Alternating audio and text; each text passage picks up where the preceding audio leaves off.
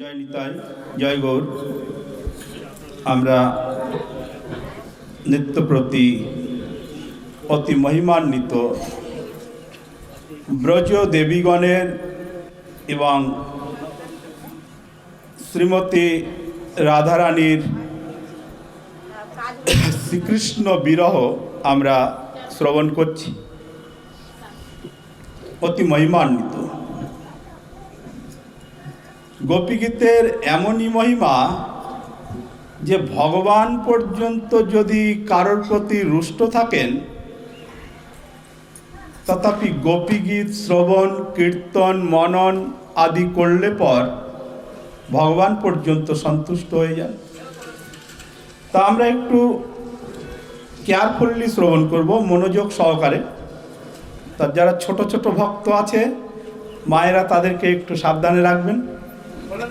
ছোট ভক্তদের একটু গুছিয়ে রাখতে হবে। তো দেখুন, শ্রীমান মহাপ্রভু তিনি প্রতিজ্ঞা করলেন যে রাজ দর্শন করবেন। মালাদীপ ঠাকুরের প্রসাদী মালা, রাজ দর্শন করবেন প্রতিজ্ঞা করলেন। কিন্তু দেখলেন, গতদিন আমরা শ্রবণ করলাম যে ভগবান পর্যন্ত সন্তুষ্ট হয়ে যান যদি গোপী গীত কীর্তন করেন, শ্রবণ করেন, তাহলে ভগবান পর্যন্ত সন্তুষ্ট হয়ে যান। পরিষ্কার প্রমাণ, যা আমরা চৈতন্য চরিতামৃতর আধারে শ্রবণ করেছিলাম। আজ ঠিক তার পরবর্তী অংশ আমরা শ্রবণ করতে যাচ্ছি।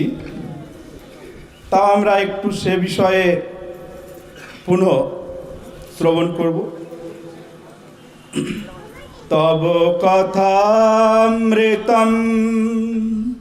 তপ্ত জীবনম কবিভিড়িতম কলমশাপহম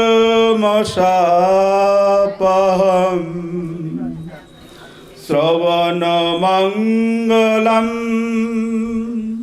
শ্রীমদাততম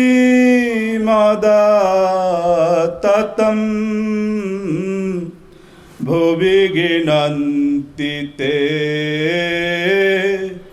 ভূরিদা জনঃ। আহা, সেই ভগবানের কথা শ্রবণ করলে হৃদয়ের যে তাপ, সেই তাপ তৎক্ষণাৎ দূরীভূত হয়ে যায়। শ্রবণম মঙ্গলম, শ্রবণ করার সাথে সাথে জীবের পরম মঙ্গল হয়ে থাকে। শ্রবণম মঙ্গলম, কোনো ধার বাকির কথা বলেন, তাতে সে বুঝুক না বুঝুক, তার ক্রিয়া, ভগবানের কথা শ্রবণের যে ক্রিয়া, যে ফল, সে প্রাপ্ত হবে।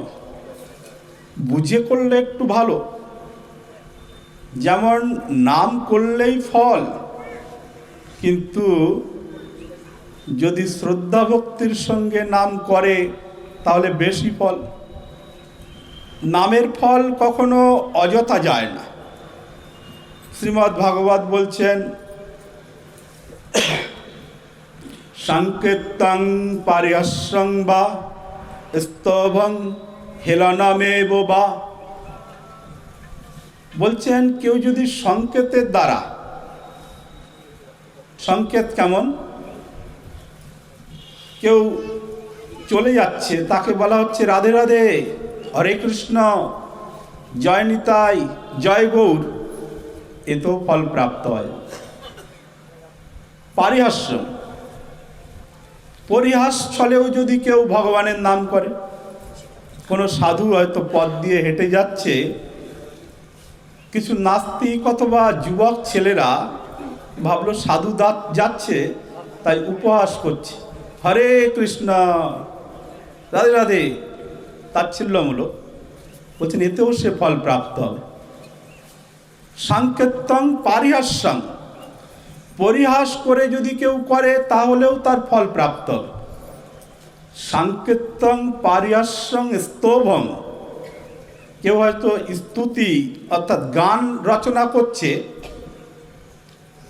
তা গান রচনা করলে ছন্দের প্রয়োজন হয়, ছন্দ অর্থাৎ অক্ষর বেড়ে গেলেও আবার অসুবিধা, তা সেখানে কোনো কারণবশত ভগবানের নাম সংযোজন করে দিল, তাতেও ফল। হেলনমেববা, কেউ যদি অবহেলাক্রমেও ভগবানের নাম করে তথাপি তার নামের ফল সে প্রাপ্ত হবে। কিন্তু কেউ যদি শ্রদ্ধান্বিত চিত্তে প্রভুর নাম গ্রহণ করে তাহলে তার ফল যে আরো অধিক অধিক সেটা আর বলার নয়। তাই ভগবানের কথা শ্রবণ করলেই মঙ্গল, তবে একটু বুঝে ধীর শান্ত চিত্তে যদি পান করা যায়, শ্রবণ করা যায়, তাহলে অধিক অধিক মঙ্গল হয়ে থাকে। তো শ্রীমান মহাপ্রভু তিনি প্রতিজ্ঞা করলেন, প্রতাপ রুদ্র তিনি রাজা, তিনি রাজ দর্শন করবেন।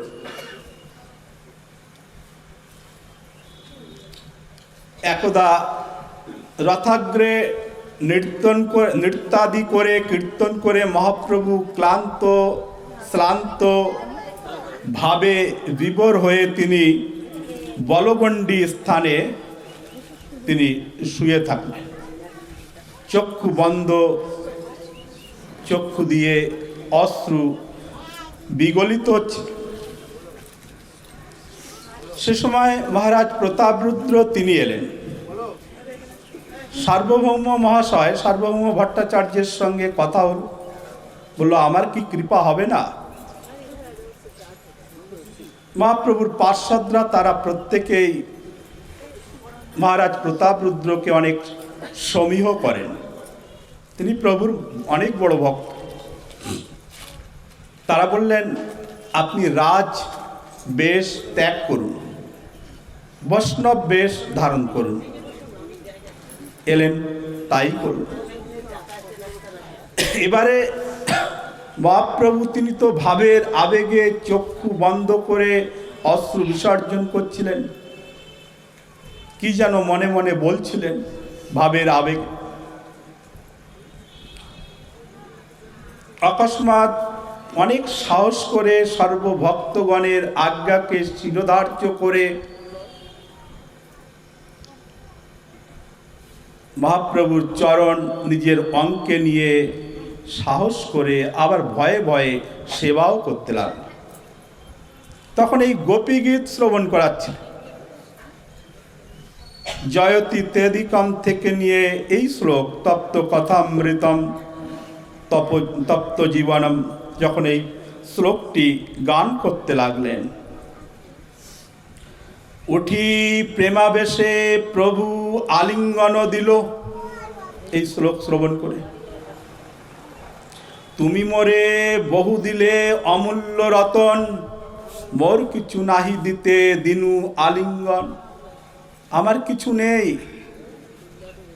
সাক্ষাৎ পরব্রহ্ম স্বরূপ শ্রীমান চৈতন্যদেব তিনি বলছেন, তুমি আমায় যে অমূল্য রতন প্রদান করলে, অর্থাৎ এই ভগবানের কথারূপ মহামৃতের তো কোনো মূল্য হয় না,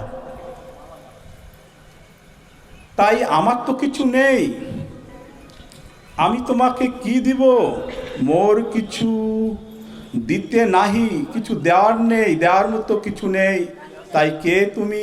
আমি তোমায় আলিঙ্গন দান করলাম।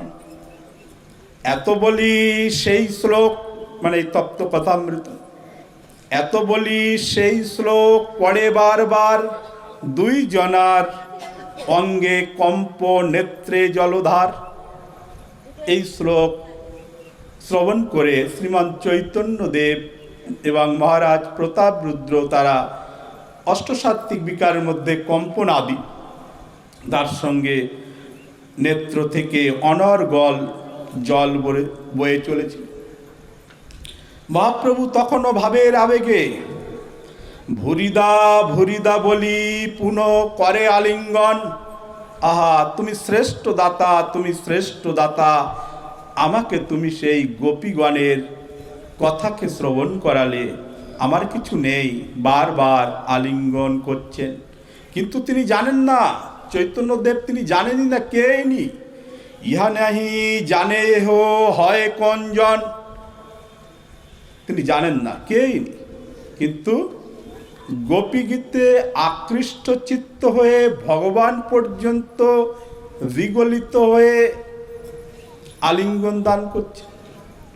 মহাপ্রভু বলছেন, প্রভু কহে কে তুমি করিলে মোরহিত, আচম্বিতে আসি পিয়াও কৃষ্ণ লীলামৃত। কে ভাই, তুমি আমাকে এত মঙ্গল করলে, এত হিত করলে, আমার এত কল্যাণ সাধন করে দিলে, তুমি এসে আমাকে সেই কৃষ্ণ লীলামৃত শ্রবণ করালে। রাজা কহে, মহারাজ বলছেন পরিচয়, রাজা কহে আমি তোমার দাসের অনুদাস, ভৃত্যের ভৃত্য করমরে এই মোর আস। দেখুন কত দীনতা, দৈন্য। দৈন্যই তো ভক্ত বৈষ্ণব সাধুদের ভূষণ। তা সেই দৈন্য যদি আমাদের মধ্যে না থাকে, দীনতা যদি না থাকে, তাহলে জানতে হবে যে আমরা ভক্ত হতে পারিনি এবং আমরা ভগবানের নামও সঠিকভাবে করতে পারছি। সেই জন্যই তো দৈন্য, দীনতা। দীনতা বা দৈন্য এটা প্রভুর বরদান। যখনই কোনো ভক্তের মধ্যে, বৈষ্ণবের মধ্যে, সজ্জনের মধ্যে দীনতা ভাব আসবে, জানতে হবে সে প্রভুর কৃপাপাত্র। অহংকারী ব্যক্তির সর্বথা পতন হয়ে থাকে, উন্নতি হয় না। বিদ্যা বিনয়ম দদাতি। যারা প্রকৃত আধুনিক শিক্ষায় শিক্ষিত, প্রকৃত, তাদের মধ্যে দীনতা চলে আসবে। এ নয় অহংকার, আমি বড় উচ্চ পদস্থ অধিকারী, এই ভাব তার মধ্যে আসবে। আরে সে কিছুই হোক, সে তো পাবলিক সার্ভেন্ট, এটা তাকে মনে রাখতে। যাদের মধ্যে দীনতা নেই, দৈন্য নেই, কেবল অহংকার নিয়ে বসে আছে, তাদের ক্রমে ক্রমে পতনই হয়ে থাকে। শ্রী রূপ গোস্বামীপাদ তার ভক্তিরসামৃত সিন্ধুতে বলছেন, বৈষ্ণবের ভক্তের সভ্য ব্যক্তির লক্ষণ কি? তার দীনতা।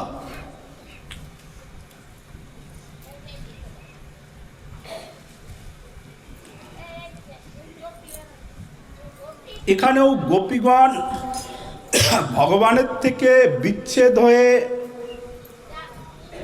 তারা ছটফট করছে আর গোবিন্দের কাছে প্রার্থনা করছে, প্রভু কেবলমাত্র একবারের জন্য হলেও দর্শন দিয়ে আমাদের প্রাণকে রক্ষা কর। দশম শ্লোক। প্রহসিতম প্রিয় প্রেম বীক্ষিতম বিহরণম চতে ধ্যান মঙ্গলম রহসি সংবিদ যাহৃদি স্পৃশ কুহকন মন ক্ষোভয়ন্তি। গোপীগণের আবার ভাবান্তর হলো, ভাবের পরিবর্তন হলো।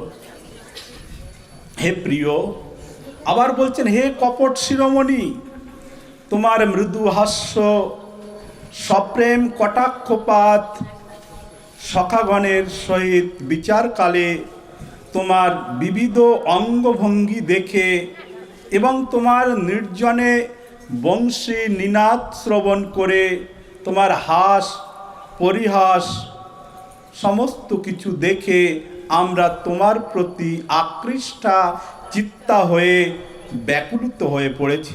প্রভু, আমাদেরকে আর ছলনা করো না। আমাদের হয়তো গর্ব উৎপন্ন হয়েছিল, এখন তো আমাদের সেই গর্ব বিনষ্ট হয়েছে।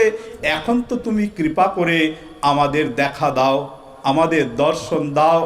হে প্রভু, আর তুমি এমন করো না।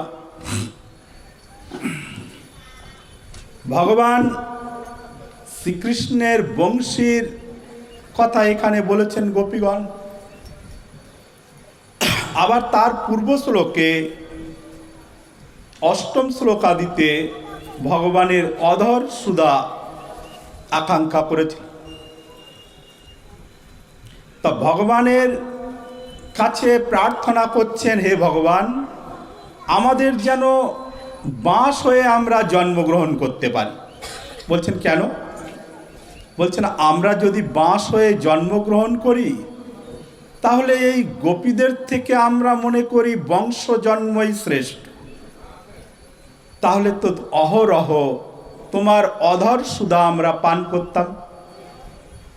যদি বাঁশ হতেন, বংশী হতেন, বাঁশ দিয়েই তো বংশী তৈরি হয়, বাঁশরই তৈরি হয়, তাহলে শ্রী গোবিন্দ তিনি সেই বংশে দণ্ডে মানে বাঁশিতে মুখ লাগিয়ে বারংবার বাদন করছে। সুতরাং সেই বংশী সে তো ভগবানের অধর সুধাই পান করছে। আমাদের এই গোপী দেহটা বোধহয় আমাদের সার্থকতা আসেনি গোপী দেহ প্রাপ্ত হয়ে। আমাদের সে থেকে তো সেই বংশ জাতিরাই শ্রেষ্ঠ। বংশীর মহিমা কীর্তন করতে করতে বাঁশের মহিমা কীর্তন করতে লাগে। গোপীরা নিজের সত্তাতে নেই, তাদের যে হাবভাব, তাদের যে ভাব অনেক অনেক ঊর্ধ্বের, যা বর্ণনা হয় না। তাই শ্রী বংশীর মহিমা বর্ণনা করেছেন আমাদের কবিগণ। আমরা একটু শ্রবণ করি। সজনী কি মধুর মুরলীর গান, শুনিয়া আনন্দ ভরে মৃত তরু মঞ্জরে যমুনা বহই উজান। আহা, কি আনন্দ সেই বংশীর ধ্বনি শুনে, যেন মরে গিয়েছে যে সমস্ত তরুলতা, তারাও সেই বংশীর ধ্বনি শ্রবণ করে পুনর্জীবিত হয়ে ওঠে। যমুনা বহই উজান, যমুনা বয়ে চলেছে, উজান মানে তার বিপরীত গতি ধারণ করে। হরিণ হরিণী শুনি মধুর মুরলীর ধ্বনি, পুলকে পুরাও সব অঙ্গ। ভগবানের সেই মধুর মুরলীর ধ্বনি শ্রবণ করে মৃগী মানে হরিণ এবং হরিণী তারা ছুটে চলে যাচ্ছে প্রভুর নিকট। তাতে কি হচ্ছে? পুলকে পুরাও সব অঙ্গ। সেই জন্তু বিশেষ, পশু বিশেষ, হরিণ হরিণীর শরীরেও সমস্ত রোমরাজি দাঁড়িয়ে যাচ্ছে। তাহলে সেই বংশীর আকর্ষণ কেমন! ময়ূর ময়ূরী নাচে আসিয়া শ্যামেরও কাছে, পবন ডরায়া দেখে রঙ্গ। ময়ূর ময়ূরী তারাও কৃষ্ণের বাঁশরি শ্রবণ করে তার সম্মুখে এসে নৃত্য করছে। সারি সুখ পিকযত তারা সব পুলকিত, দরবে কঠিন দারু শিলা। সুখ সারি পক্ষীগণ তারা দেখছে, দেখে তারাও পুলকিত হচ্ছে। কঠিন যে শিলা সেও যেন বিগলিত হয়ে যাচ্ছে। হেন মুরলীশ্বরে কেমনে ধৈর্য ধরে কুলবতী যুবতী অবলা। হে গোবিন্দ, তোমার বংশীধ্বনি শ্রবণ করে পশুরা, পক্ষীরা, এমনকি কঠিন পাষাণ পর্যন্ত বিগলিত হয়ে যায়। তাহলে আমরা তোমার সেই বংশীর রব শ্রবণ করে কেমন করে নিজেকে ধৈর্য ধারণ করে রাখতে পারব? শুনো শুনো আরে সই তোমারে মরম কই, পরানো সপিব শ্যাম চান্দে। এক সখী আরেক সখীকে বলছেন, আমরা সেই শ্যামের শ্রীচরণে আমরা সমস্ত কিছু সমর্পণ করে দিই। পদকর্তা দীনবন্ধু দাস বলে, যখনই দেখাচ্ছি তারে, সেই হইতে প্রাণ মোর কান্দে। কবি দীনবন্ধু দাসজি তিনি বলছেন, যখন থেকে আমি তাকে দেখেছি তখন থেকেই আমার প্রাণটা গোবিন্দ প্রাপ্তির নিমিত্ত রোদন করছে। গোপীগণ বলছেন, হে প্রিয়, হে লোভন, আমরা আশায় আশায় আর কতকাল দিন এইভাবে তোমার বিরহে, তোমার বিয়োগ দশায় আমরা ছটফট করব। আমরা আর পারছি না, একবার হলেও, ক্ষণিকের জন্য হলেও আমাদের দেখা দাও। এই প্রকারভাবে গোপীগণ বারংবার শ্রীকৃষ্ণ লীলাকে চিন্তন করছেন আর প্রার্থনা করছেন, হে প্রভু, একবারের জন্য হলেও তুমি আমাদের দেখা দিয়ে আমাদের প্রাণকে রক্ষা করো। আমরা এমন কি অপরাধ করলাম, আমাদের কৃপা করে দেখা দাও। এবারে গোপীদের মান হয়েছে, রাগ তো হতে পারে না, মান হয়েছে। তখন বলছেন, হে কপট শিরোমণি, তোমার জীবনটাই কাপট্যময়, তুমি এক কপট বটে। দেখুন, গোপীরা তাদের অধিকার কোথায়? গোবিন্দকে কপট বলা মানে অপরাধ, কিন্তু তাদের অধিকার আছে, তাদের সেই প্রেম, ভগবান শ্রীকৃষ্ণকে তারা যেভাবে ভালোবেসেছিল তারা সেভাবে এইভাবে কপটাতি শব্দ প্রয়োগ করা তাদের সাজে। হে কিতব, তোমার মধুর হাস্য, তোমার প্রণয় মাখানো দৃষ্টিপাত, চিন্তায় সুখদ অপূর্ব অঙ্গভঙ্গি এবং নির্জনে তোমার যে বংশী নিনাদ, তাতে তো আমাদের মনকে ক্ষুব্ধ বিক্ষুব্ধ করে তুলেছে। হে গোবিন্দ, এইভাবে আমাদেরকে আর তুমি যন্ত্রণা দিও না, তুমি একবারের জন্য হলেও আমাদের দেখা দাও, আমাদের সব অপরাধ ক্ষমা করে একবারের জন্য হলেও দেখা দাও। চল, একাদশ শ্লোক। চল শ্রীজাত ব্রজা চারায়ণ পশন নলিন সুন্দরম নাথ তে পদম শিল তৃণাঙ্কুরয়ে শীদতি তিনা কলিলতা মনঃ কান্ত গচ্ছতে। আবার তাদের মধ্যে দৈন্যের উদয় হল। তারা তখন বলছেন, চলসি জাত ব্রজান, হে নাথ, হে প্রাণনাথ, হে কান্ত, যখন তুমি গোচারণের জন্য বনভূমিতে গমন করো, তখন বনের মধ্যে কত কঙ্কর, কত কণ্টক তোমার চরণে বিদ্ধ হয়।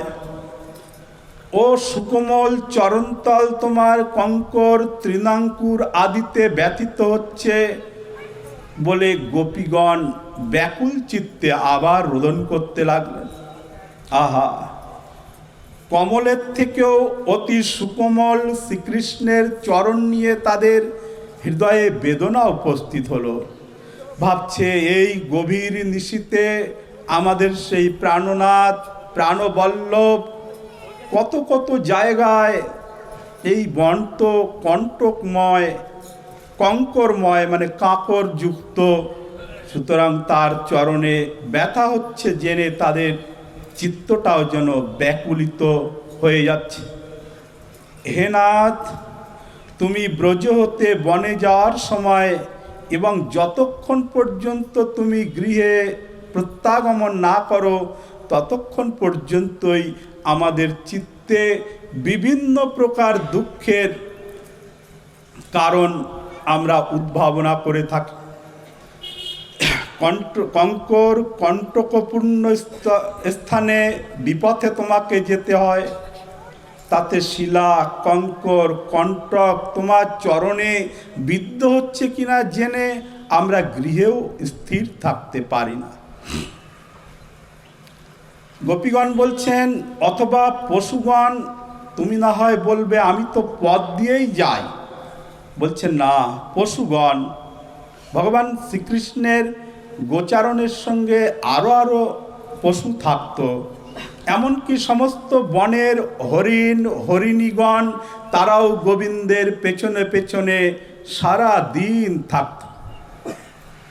যখন সায়ংকালে শ্রী গোবিন্দ গোষ্ঠে ফিরে আসতেন তখন হরিণীগণ, যেখানে গ্রাম, নন্দ মহারাজের গ্রাম, নন্দগ্রাম, গোকুল ইত্যাদি কয়েকটি বাসভবন নন্দ মহারাজ বানিয়েছিলেন, হরিণীগণ কি করত, তারা সেই বনেই থেকে যেত। বনে মানে যেখানে গ্রাম প্রারম্ভ হচ্ছে তার পূর্বে যে ছোট বন থাকে সেখানেই থেকে যেত।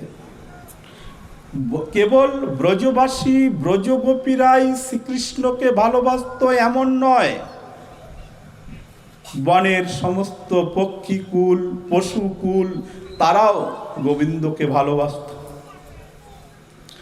এই হরিণীগণ এই সায়ংকালে যখন নন্দালয়ের পূর্বে যে বন সেখানে অপেক্ষা করত, তারা রোদন করত, আরে আবার কখন সকাল হবে, আবার কখন সকাল হবে। আমরা এই সারাটা নিশি কৃষ্ণ দর্শন থেকে বিরত থাক, তাই তারাও অপেক্ষা করত কখন সকাল হবে, কখন আবার গোবিন্দ গোষ্ঠের দিকে যাবে। বনের পশু পক্ষী তারাও রোদন করতেন। শ্রী হরিবংশ মহাপুরাণে লিখেছেন, অঝিল্লি কণ্টকময় বনম। অঝিল্লি কণ্টকময় বনম কেমন? অঝিল্লি মানে বৃন্দাবনের বনে ব্রজভূমিতে না কোথাও কণ্টক ছিল, না কোথাও কঙ্কর ছিল। শ্রী গোবর্ধন তিনি স্বয়ং হরিদাস বর্জ্য, তার এবং অনুগত গিরিবর্গের শিলা শ্রীকৃষ্ণের পদন্যাসের জন্য নবনীত প্রায় কোমল হয়ে যেত। যদিও কোনো শিলা বনের মধ্যে আছে, গোবিন্দ লীলাচ্ছলে ক্রীড়াচ্ছলে সখাদের সাথে সাথে চলেছেন, কিন্তু সেখানে সেই প্রস্তর মানে পাথরের টুকরোটাও কোমল হয়ে যেত। এই বৃন্দাবনকে আমরা যথাযথভাবে দেখতে পারি না।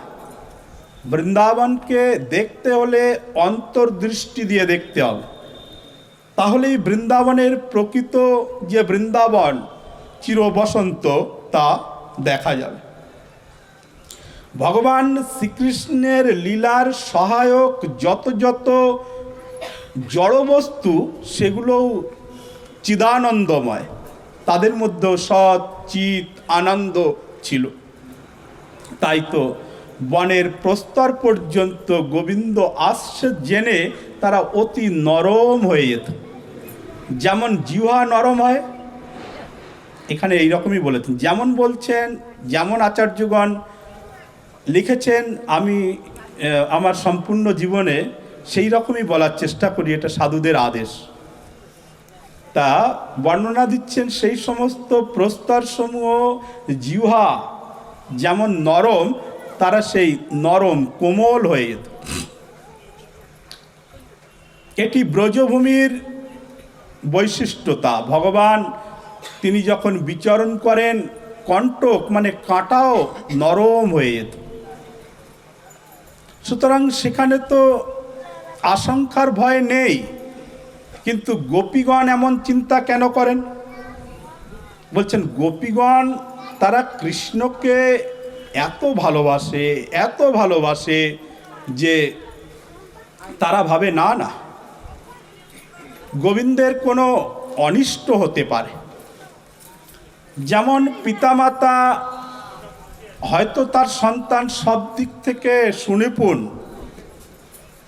সমস্ত পরিস্থিতির সঙ্গে মোকাবেলা করতে পারে, স্বয়ংসম্পন্ন, কিন্তু পিতামাতার মন কিন্তু সারাদিন জল্পনা কল্পনামূলক চিন্তা করতে থাকে। না না আমার ছেলেটা গেল, কি জানি ওখানে কি হয়, না জানি ওখানে কি বলবে। এটা বাৎসল্যতা বা এখানে তো সব মধুর রসের ব্যাপার। তা গোবিন্দের অনিষ্ট হওয়ার কোনো সম্ভাবনাই নেই, হরিবংশ মহাপুরাণ বলছেন। কিন্তু গোপীরা বিপরীত চিন্তা করে, না যদি এই রকম হয়, না কোনো অসুর এসে যদি আক্রমণ করে। এটা ভালোবাসা, প্রেম, প্রীতি। তা শ্রীকৃষ্ণ তিনি বলছেন, দেখো তোমরা এই সমস্ত চিন্তা ছেড়ে দাও, আমার বনভূমিতে কি অসুবিধা হতে পারে? আমার তো সেখানে কোনো অসুবিধাই নেই। গোপীগণ তারা বলছেন নিজের মনকে বলছেন, মন আর নিজে দুই প্রকার চিন্তা করা হয়। তা মনকে বলছেন, ভাই মন একটা কথা ভেবে দেখতো, বনভ্রমণে যদি কৃষ্ণের ক্লেশ হতো তাহলে প্রতিদিন বন ভ্রমণ করতে যেত কেন? সুতরাং তার কোনো কষ্ট হয় না, নিশ্চয়ই তার কোনো ক্লেশ হয় না। তবে তুমি মিছামিছি কেন এই প্রকার চিন্তা করছো? মনকে বলছে। মন বলছে ওই নির্বুদ্ধি। মন আবার আরেক রকম বলছে। মনকে এক প্রকার বোঝাচ্ছে, মন আরেক প্রকার বলছে। বিশ্বনাথ চক্রবর্তী পাদ খুব সুন্দর লিখেছেন। তা মন বলছে, ওই নির্বুদ্ধি গোপবালাগণ, তোমরা কি জানো না স্থলপদ্ম অপেক্ষাও তার পাদপদ্ম অতীব সুকুমল, অতি নরম। বনে তৃণাঙ্কুর কতই আছে, সেই সুকুমল চরণতলে কেন পীড়া হবে না? গোপীরা বলছে, ওরে মুগ্ধ মন, তিনি সুকোমল বালুকা আবৃত পথে গমন করেন। আরে তিনি তো যমুনার তটদেশে যে নরম নরম বালুকা রাশি তার উপর দিয়ে গমন করে থাকেন। মন তখন বলছেন, ওই নির্বুদ্ধি গোপবালাগণ, গবাদি পশুগণ কি পথে পথে যমুনার বালি ভক্ষণ করে বেড়ায়? তারা তো বনে গিয়ে বিভিন্ন প্রকার বিভিন্ন প্রকার উদ্ভিদ খায়। এটা কি তোমরা জানো না? গোপীরা বলছেন, ওরে প্রেমান্ধ, তিনি যে চক্ষুষ্মান, তিনি শিলা তৃণাঙ্কুরের উপরে পা দিয়ে চলবেন কেন? মন এক প্রকার বলছে, গোপীরা আরেক প্রকার বলছে কেন গোবিন্দের কি চোখ নেই? সে দেখে দেখে যেতে পারবে না? তখন মন বলছেন, ওগো প্রেমগন্ধ রহিতা ব্রজবালাগণ, চিত্তের আবেগে বা ভ্রমবশত যদি কঙ্কটের উপরে তার পাদপদ্ম পতিত হয়, তখন কি দশা হয়, কত কষ্ট হয়। গোপীরা নিজেকে সান্ত্বনা দেওয়ার জন্য বলছেন, তুমি ঠিকই বলেছ, এইসব দুঃখ ভোগ করার জন্যই বিধাতা আমাদের সৃষ্টি করেছে। আমরা কত প্রকারের চিন্তন করে থাকি, কত প্রকারের দুর্ভাবনা করে থাকি। এমএলএ সাহেব আসুন।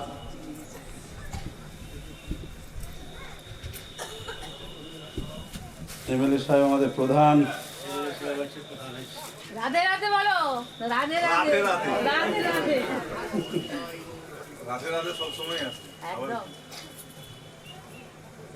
ওই জন্য তো ছুটে চলে এলে।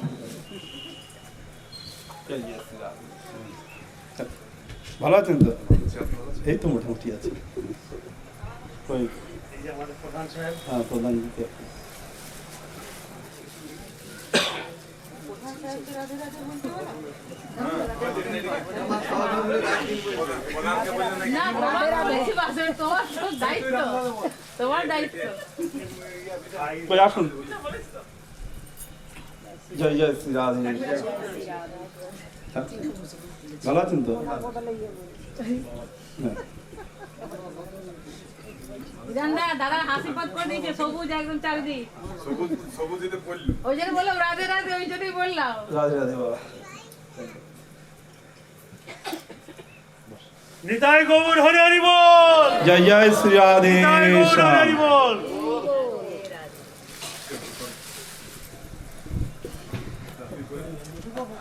ওটিকে দিচ্ছি।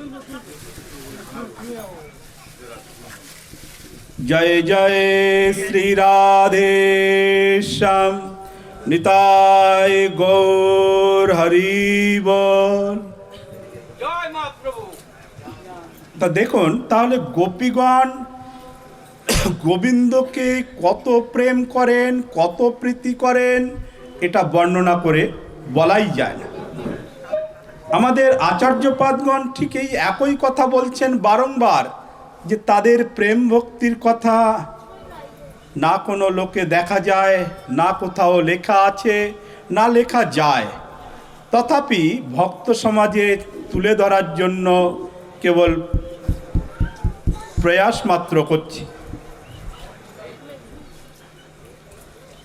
তাহলে সেই গোপীগণ শ্রীকৃষ্ণকে কি প্রকারে কেমনভাবে প্রীতি করেন দেখুন, যা চিন্তা করলেও শ্রবণম মঙ্গলম, পরম মঙ্গল হয়ে থাকে। তা সেই গোপীগণের যদি কৃপা কারোর প্রতি একবার বর্ষিত হয়, তাহলে তার যে শ্রীকৃষ্ণের প্রতি অনুরাগ জন্মাবে, এতে কিছু বলারই নেই। গোপীগণ কৃষ্ণ বিরহে প্রাণ ত্যাগ করার জন্য পর্যন্ত প্রস্তুতি নিয়েছেন। এই গোপীগীত করছেন, রোদন করছেন। গোপী গীত নয়, এ তো গোপীদের বিলাপ। কিন্তু ভগবত রাজ্যে ভগবত বিষয়ক যে দুঃখ, যে বেদনা, সেটাই তো মহা আনন্দ হয়। যখন গোবিন্দ দর্শন দেবেন, তাদের সমস্ত চিত্তের দুঃখ তৎক্ষণাৎ বিনষ্ট হয়ে যাবে, দিব্যাতি দিব্য মহা আনন্দের সঞ্চার হয়ে যাবে। তা গোপীগণ বিলাপ করছেন আর বারংবার তারা প্রার্থনা করছেন, হে প্রভু, হে গোবিন্দ, হে প্রাণবল্লভ, একবারের জন্য হলেও দর্শন দাও। তারা ভাবে আমাদের কি প্রয়োজন পড়েছে এত কৃষ্ণের চিন্তা করার জন্য, যে আমাদের কথা ভাবে না। দেখুন, মন এক প্রকার বলছে, তারা আরেক প্রকার বলছে, দুটি কথা একসাথে চলছে। একটি মন একটা বলছে, আবার তারা আরেকটা মনকে বোঝাচ্ছে। আমাদের মন যেমন কিছু মানতে চায় না, অনেক সময় আমরা আবার বোঝাই, আরে না না, এইরকমভাবে সব ঠিক হয়ে যাবে। গোপীরাও ভাবের আবেগে, কৃষ্ণ বিয়োগে অতি দুঃখিতা অন্তঃকরণে একেবারে যাদের প্রাণটা যেন তাদের বেরিয়ে যায় কৃষ্ণ বিরয়। কৃষ্ণকে দর্শন করার জন্য তাদের যে তীব্র আকাঙ্ক্ষা, প্রার্থনা, এটা অন্য কোথাও দেখা যায় না। গোবিন্দ যখন গোচারণে বেরিয়ে যান, যতক্ষণ পর্যন্ত পুনঃ ফিরে না আসেন, ততক্ষণ পর্যন্তই গোপীগণ পথের দিকে তাকিয়ে থাকে, কখন সেই সন্ধ্যাকাল সমাগত হবে। তারা ভাবে যে আমাদের যদি সেই প্রকার শক্তি থাকতো, তাহলে এই যে মাঝের যে সময়, সেই সময়টাকে তারা সরিয়েও দিত। কৃষ্ণ দর্শন করার জন্য তাদের যে ব্যাকুলতা, এটা অন্য কোনো ভক্তের মধ্যে তা দেখা যায় না।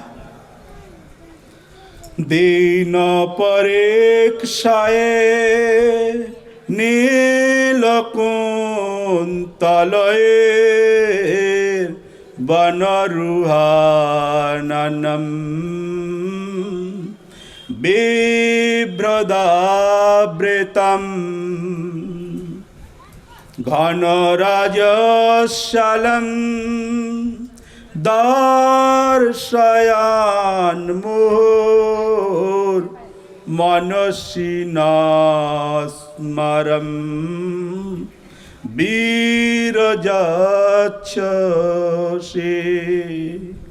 আহা, এবার গোপীগণ বলছেন, হে বীর, যখন তুমি দিবা অবসানে গোষ্ঠে চলে গেলে, যখন দিবাভাগ শেষ হয়ে যায়, গোধূলি লগ্নে তুমি যখন ব্রজে ফিরে আসো, আমরা পথিপানে চাতক পক্ষীর ন্যায় অপেক্ষা করতে থাকি কখন তোমার সেই মুখমণ্ডল আমরা দর্শন করব। নীলকুন্তলয়, ভগবান শ্রীকৃষ্ণের অঙ্গের রংটা কেমন? নীল বর্ণ, নীল আভাযুক্ত। তার উপরে আবার কি হয়েছে? সমস্ত দিনের অনন্ত গাভীগণ যে চলে, বিচরণ করে, সেই গাভীদের খুরো উত্থিত সমস্ত ধূলিকণা ভগবান শ্রীকৃষ্ণের মস্তকে, মুখমণ্ডলে, সর্বাঙ্গে ব্রজ ধুলায় ধূসরিত হয়ে আছে। ভগবান তো দেখতে নীলকান্ত মণির ন্যায়, তা নীলকান্ত মণির উপরে বিন্দু বিন্দু অজস্র মাত্রায় ব্রজ রজে পরিপূর্ণ হয়ে এক অদ্ভুত দৃশ্য হয়ে দাঁড়ায়। আবার মস্তকের সমস্ত কেশরাশি সম্মুখে ঝুলে ঝুলে আছে, অতি অদ্ভুত দর্শন। গোপীগণ বলছেন, হে বীর, দিন অবসানকালে নীলকুন্তলে আবৃত, অর্থাৎ ললাট উপরি অলকাকুল শোভিত তোমার কমল আননখানি, মানে পদ্মতুল্য মুখখানি নানা ছলে বিভিন্ন প্রকার ভঙ্গিমা করে তুমি আমাদের দেখো, ঘুরিয়ে ফিরিয়ে। ভগবানের চাহনি তো আবার বেঁকা, কৃষ্ণ তো এমনিই বেঁকা, চাহনিও বেঁকা, তা আবার মহা আকর্ষণযুক্ত। একবার দেখলেই তার চিত্তবৃত্তিকে হরণ করে নেয়। ভগবানের চক্ষুর মধ্যে এমন কি জাদু আছে যে কুরুক্ষেত্রের সমস্ত যোদ্ধাদের দিকে তাকিয়ে তাকিয়ে তাদের আয়ুকে পর্যন্ত হরণ করে নিয়েছে। আর এই ব্রজে সমস্ত ব্রজ গোপীদের, ব্রজ বালাদের, ব্রজবাসীদের চিত্তবৃত্তিকে পর্যন্ত তিনি হরণ করে নিয়েছিলেন। বারবার তোমার সেই চাহনি আমাদের দিকে ভ্রু বিক্ষেপ, তখন আমাদের হৃদয় কন্দর্প স্বরে জর্জরিত হয়ে যায়। হে গোবিন্দ, তোমাকে আমরা প্রত্যেকে দেখার জন্য অতি আগ্রহী। তুমি যদি আমাদের এখন দেখা না দাও, তাহলে আমরা এখনই মারা যাব। আমরা যদি অন্তর্দশাতে পৌঁছে যাই, হে প্রাণনাথ, হে প্রাণবল্লভ, তাহলে তুমি আমাদেরকে আর ফেরাতে পারবে না, আর বাঁচাতে পারবে না। তাই কৃপা করে তুমি আমাদের দর্শন দিয়ে আমাদের প্রাণকে রক্ষা করো। গোপীগণের কি ভাব, কৃষ্ণের প্রতি কি ভাব!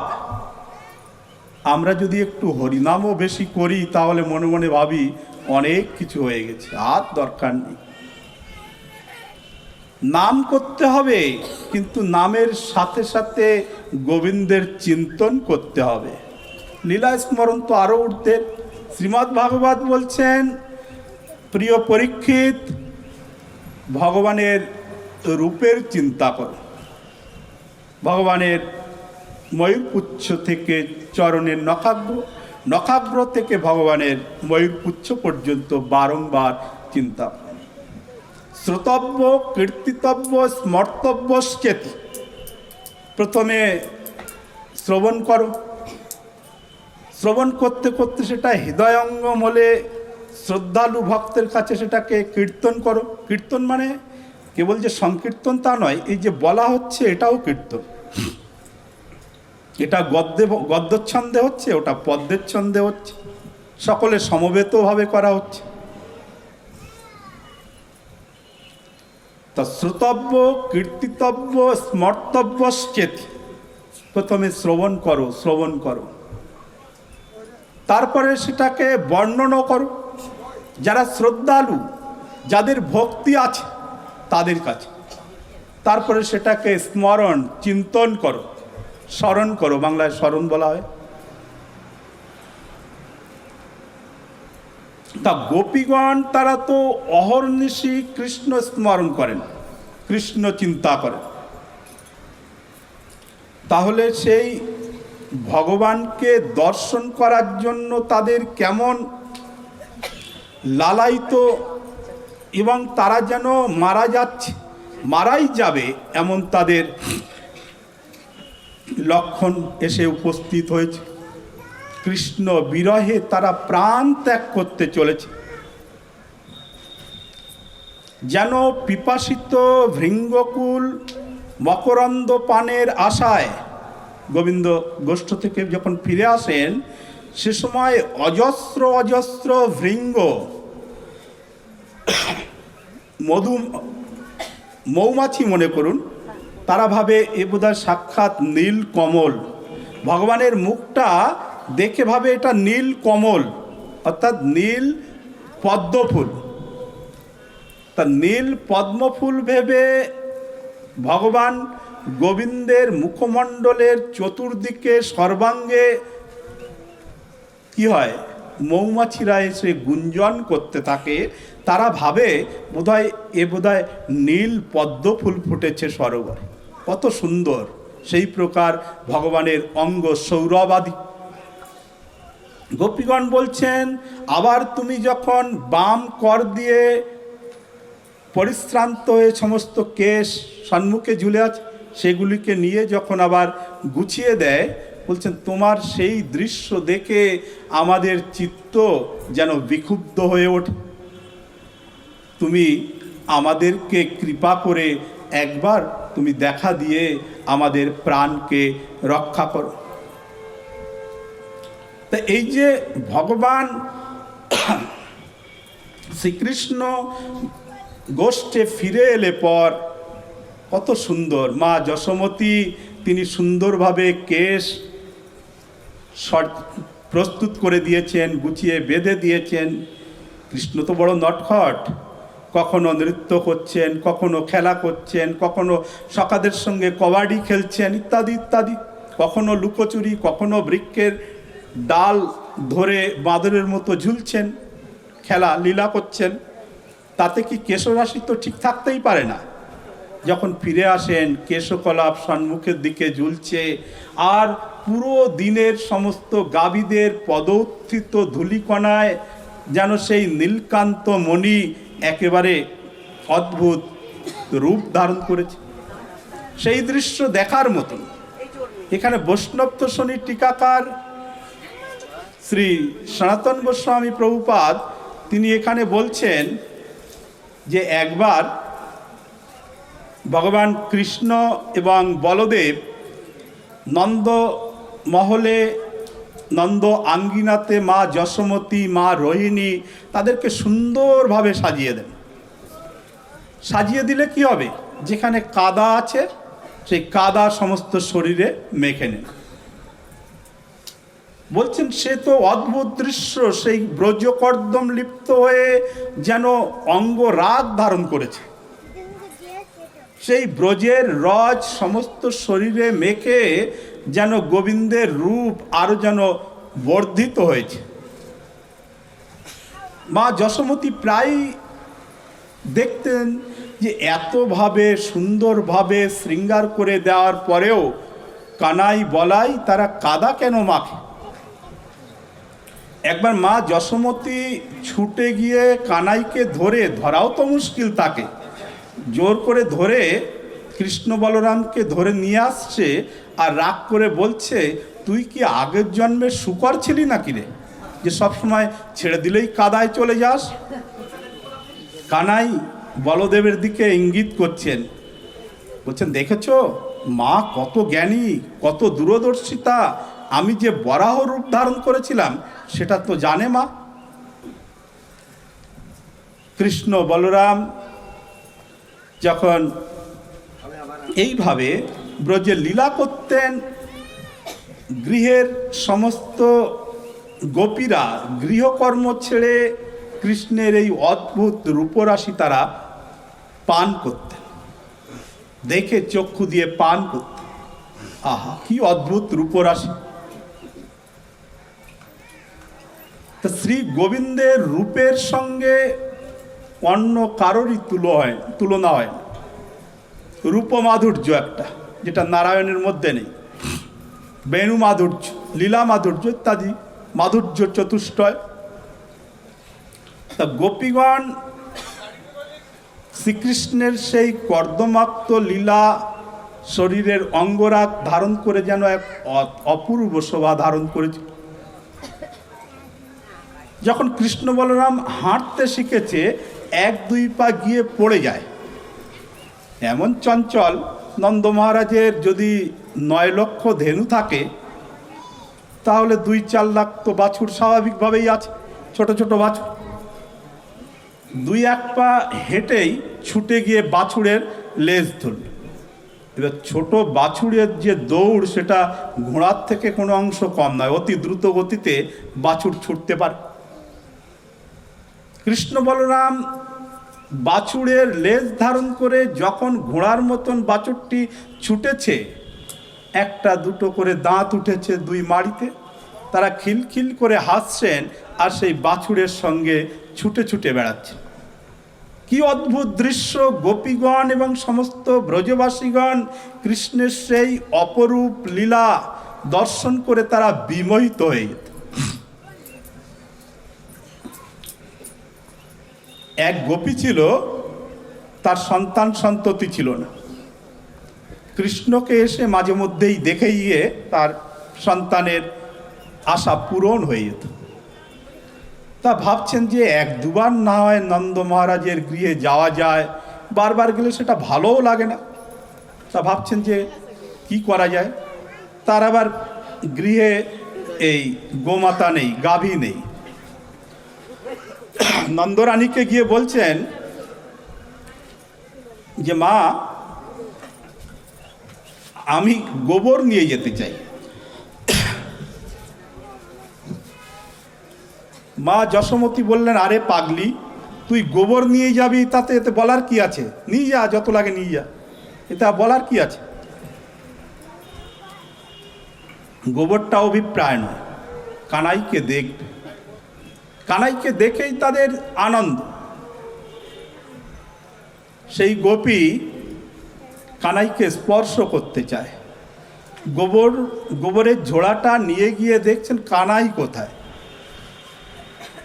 কানাই বাইরে বেরিয়ে এসে বলছে, ও গোপী, তুমি কি করছো এখানে?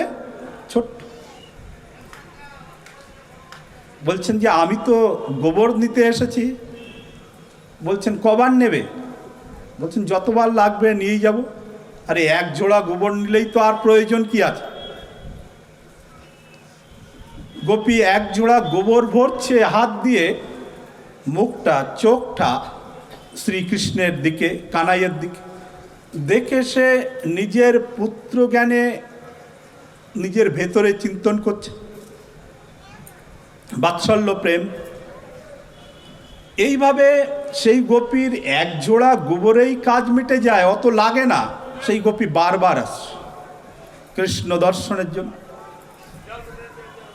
তাহলে কৃষ্ণের প্রতি এমন কি আকর্ষণ সত্তা বিদ্যমান, কত আকর্ষণ যা ভাষায় বর্ণনা করা যায় না। গোপী যখন 2-3 বার এলো, তখন গোপীকে বলছে, আরে গোপী, এ কি সব তুমি ফ্রিতেই নিয়ে যাবে নাকি এত গোবর? বলছেন গোবর আবার পয়সা দিয়ে কেনে নাকি? বলছে না না, সে 1-2 বার হলে হয়। তুমি বারবার নিয়ে যাচ্ছ, কতবার নিয়ে গেছো? এর একটা হিসাব তো দরকার, হিসাব রাখা দরকার না? বলছেন তাহলে তুমি হিসাব লেখো। বলছে আমি ছোট মানুষ, আমি হিসাব লিখতে পারি? বলছেন এমনি তো পাকা পাকা কথা, আবার হিসাব রাখতে পারো না তুমি? গোপী তখন চিন্তা করলো, এই নটখট চঞ্চল কানাইকে তো স্পর্শ করাও দুরূহ ব্যাপার। তখন বলছেন দেখো, আমি যত ঝোড়া গোবর এখান থেকে নিয়ে যাব, তত গোলা, এই গোলা বলা হয় এতটুকু, তত গোলা মাখন আমি তোমায় দেব। বলছেন হ্যাঁ, এবার তুমি লাইনে এসেছো না, ওই ফ্রিতে সব চলবে না। তা একটা হিসাব কি করবে? গোপী ভাবলো, যাহা কানাইকে যদি একটু স্পর্শ করতে পারতাম, তাহলে আমার জীবনটাই ধন্যা হয়ে যেত। গোপী কি করলো? বলছে আচ্ছা ঠিক আছে, দেখো একটা হিসাব রাখা উচিত। দেখো আমি যতবার গোবর নিয়ে যাব, ততবার একটা করে টিপ তোমার কপালে এরকম দাগ দিয়ে যাব, তাহলে স্পর্শ হবে। গোপী গোবরের প্রয়োজন নেই, কৃষ্ণ স্পর্শ করে আনন্দ লাভ করার জন্য বারবার আসে, বাঁ হাত দিয়ে গালে একটু হাত দেয়, আদর করে, আর একটা করে গোবরের লম্বা দাগ দিয়ে চলে যায়। দিব্য আনন্দ, কৃষ্ণ স্পর্শে দিব্য শিহরণ, আনন্দ হচ্ছে। এই রকম করতে করতে সেই গোপী সকাল থেকে নিয়ে দুপুর পর্যন্ত গোবরই নিয়ে গেছে। এখান থেকে নিয়ে সমস্ত শরীরে গোবরের দাগ, মুখমণ্ডল। মা যশোমতীর যে কাছে যখন গিয়েছে, তখন বলছে আরে পাগল ছেলেটা আমার, এই মুখে এত গোবর লাগিয়েছিস কেন? আয় আমার কাছে। একটা কাপড় দিয়ে পুষতে যাচ্ছেন, মা যশোমতীর হাতটা ধরে বলছেন, মা তোমার মাথা খারাপ হয়েছে, এই সারাদিনের ইনকাম আমার। বলছি কিসের ইনকাম রে?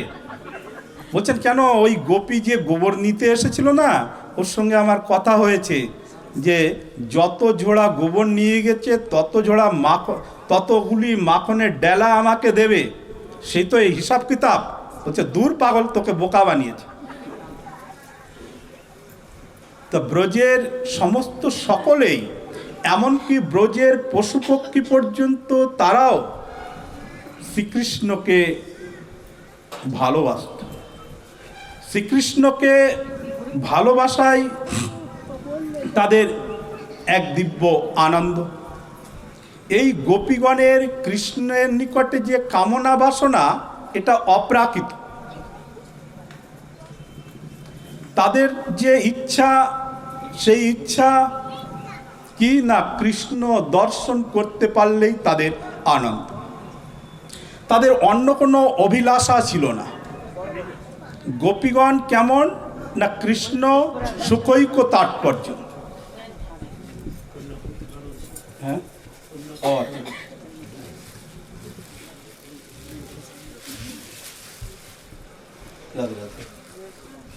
ঠিক আছে ঠিক আছে। আমাদের কন্যাপুর থানার ওসি এসছেন, আচ্ছা আচ্ছা, ওনাকে বরণ করছেন বাবা।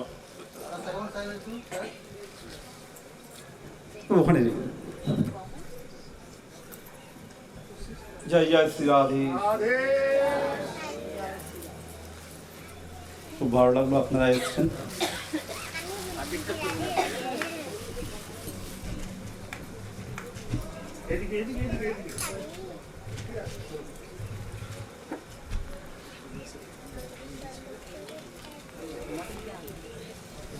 জয় জয় শ্রী রাধে শ্যাম নিতাই গৌর সীতানাথ প্রেমানন্দে হরি হরি বল। সুতরাং যেন তেন প্রকারেণ তারা শ্রীকৃষ্ণের সঙ্গ থেকে দূরে থাকতে চান না। কৃষ্ণগত প্রাণ, কৃষ্ণগত প্রাণা এই ব্রজবাসী এবং ব্রজ গোপীদের, তারা যে কোনো প্রকারেই যে কোনোভাবেই তারা কৃষ্ণকে পেতে চায়। দেখুন, কৃষ্ণ অদর্শন হওয়ার জন্য, কৃষ্ণ দর্শন থেকে বিরত হওয়ার জন্য তারা সমস্ত গোপীরা, তন্মধ্যে শ্রীমতী রাধারানী, তারা প্রত্যেকেই মরণাপন্না। তাদের প্রাণটা যেন কৃষ্ণ বিরহে বেরিয়ে যায়। শ্রীল শুকদেব গোস্বামী তিনি বলছেন, হে পরীক্ষিত, আমি তোমাকে এই গোপীগণের মহিমা যেমন ভাগবতে রয়েছে, আমি ঠিক সেই প্রকারভাবেই তোমাকে তার অনুবাদ শ্রবণ করাচ্ছি, কোনো ফের বদল করেন। তা এই গোপীদের যদি কৃপা হয় বা সাধুগুরু বৈষ্ণবের যদি কৃপা হয়, তাহলে ভগবানকে পেতে অতি সহজ হয়ে যায়। দেখুন, কেবল গুরুদেব আর বাকি অন্য কেউ কিছু নয়, এই ভাবনা করা অপরাধ। গুরুদেব তিনি সর্বোপরি, কিন্তু শাস্ত্রে বলা হয়েছে কি, সাধু, শাস্ত্র আর গুরুবাক্য। প্রথমেই সাধুকে বলেছে, সাধু মাত্রেই আমাদের গুরুদেব। দীক্ষাগুরু একজন হতে পারেন, কিন্তু সাধু মানেই গুরু সমতুল্য। তা সাধু, গুরু, সাধু, শাস্ত্র আর গুরু মধ্যস্থ করিয়ে বিচার। সাধু বাবা তিনি যে কথা বলছেন সেটা ভাগবতে আছে কিনা, অর্থাৎ শাস্ত্রে আছে কিনা। গুরুদেব যে কথা বলছেন সেটি শাস্ত্রে আছে কিনা, তাহলে সেটা গ্রহণযোগ্য। প্রকৃত সাধু এবং প্রকৃত গুরুদেব তারা কোনোদিন শাস্ত্রের বাইরে কিছুই বলেন। তা যদি কৃপা হয়ে যায়, শ্রী জীব গোস্বামীপাদ প্রসঙ্গক্রমে শ্রী বৃহৎ ভাগবতামৃতে বলেছেন যে সাধন করে ভগবানকে পাওয়া এর থেকে আর কঠিন কার্য কিছু হতেই পারে না। যত যত ভক্ত ভগবানকে পেয়েছে তারা কৃপার মাধ্যম থেকে পেয়েছে, হয় সাধুর সেবা করে, গুরুদেবের সেবা করে, ভাগবতের সেবা করে তারা সহজভাবে পেয়েছে। কিন্তু ভগবানকে ভগবান রূপে উপাসনা করে পাওয়া অনেক কঠিন। কেবল এই ব্রজ ভক্তিতে যে দাস্য, সখ্য, বাৎসল্য এবং মধুর রসের উপাসনাকারী তারা অনায়াসে গোবিন্দকে পেয়ে থাকে। ভগবানকে ভগবান রূপে উপাসনা অনেক কঠিন, তাই ব্রজ ভাবে বিভাবিত হয়ে উপাসনা করতে হবে। আমি ভগবানের দাস, সখ্য, আমি ভগবানের সখা, সখ্যরূপ বাৎসল্য। আপনি হয়তো ভগবানকে নিজের পুত্র রূপে উপাসনা করেন, গোপাল দেবের উপাসনা করেন, তাহলে আপনার পাওয়াটা অনেক সহজ হয়ে যাবে। গোপীগণ মধুর রসের উপাসক, তারা গোবিন্দকে কান্ত রূপে প্রাপ্ত হয়েছিলেন। তাই যে ভাব নিয়ে ভজে গোবিন্দকে সে সেইভাবেই প্রাপ্ত হয়। তো এখানে কৃপা কেমন? কৃপা, মনে করুন আপনাকে শ্রী গুরুদেব মন্ত্র প্রদান করেছে, তার জপের পদ্ধতি ক্রম বলে দিয়েছে, মন্ত্র জপের স্মরণ কথা বলে দিয়েছে, আর আপনাকে সাধন করতে হবে। গুরুদেব আপনাকে সাধন করে দেবে না, সাধন নিজেকে করতে হবে। গুরুদেব পথ প্রদর্শক, সাধু পথ প্রদর্শক, পথ দেখিয়ে দেবেন। যদি ভুল হয় সেটা দেখিয়ে দেবেন, এটা এমন নয়, এটা এই প্রকারভাবে তুমি করো। সাধন নিজেকেই করতে হবে। তা শ্রী জীব গোস্বামী প্রভুপাদ তিনি বলছেন যে মনে করুন কারোর প্রতি কারোর কৃপা হল, ভগবানের কৃপা, সাধুর কৃপা, গুরুদেবের কৃপা, যে কোনো কৃপাই আপনি মনে করুন। আপনি ক্ষুধার্ত, ক্ষুধা পেয়েছে, আপনি কারো কাছে গেলেন, সে কি করলো দেখবেন ভোগ একেবারে প্রস্তুত করা, রন্ধন আদি করে গোবিন্দকে অর্পণ করে সেই প্রসাদ আপনাকে দিয়ে বলছে প্রসাদ প্রস্তুত, আপনি গ্রহণ করুন, আপনি প্রসাদ পান। তাহলে আপনাকে কিন্তু সাধন করতে হলো না, না চাল কিনতে হলো, না ডাল আনতে হলো, না রান্না করতে হলো, না ভোগ লাগাতে হলো।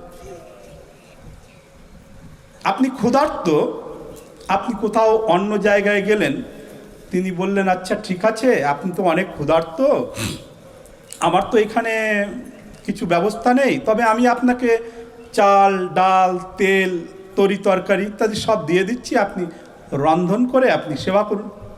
তাহলে দুটোর মধ্যে আকাশ এবং পাতাল তফাৎ হয়ে গেল। তা কৃপা যদি এই গোপীদের কৃপা হয় বা গোপীদের আনুগত্যে মঞ্জরীদের কৃপা হয়, তাহলে আপনি সরাসরি তাদের সেবা লাভ করতে পারেন, আপনার এত সাধনের প্রয়োজন হবে না। রান্না করা মানে তো সাধন, আগুন জ্বালাও, কড়াই বসাও, তাতে তেল দাও, গরম হতে দাও, তাতে শুকনো লঙ্কা দাও, জিরা দাও, সবজি আমানিয়া করো ইত্যাদি প্রসেস।